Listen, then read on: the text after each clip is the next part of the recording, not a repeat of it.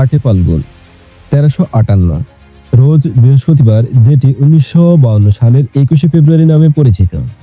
1952 সালের এই দিনে তৎকালীন পূর্ব পাকিস্তানে বাঙালি ছাত্ররা মাতৃভাষা বাংলাকে রাষ্ট্রভাষা করার দাবিতে আন্দোলন করেছিল। এই আন্দোলনে পুলিশের গুলিতে অনেক তরুণ ছাত্র শহীদ হন।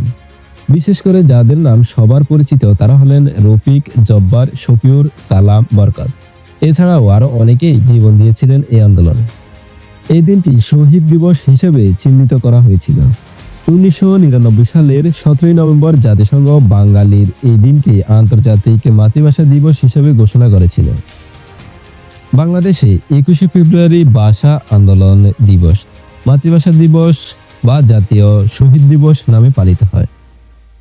বাঙালির জাতীয় জীবনে ভাষা আন্দোলন একটি হৃদয় বিদারক ঘটনা, অথচ বিশ্বের কাছে এটি বাঙালির সুনাম বয়ে এনেছে।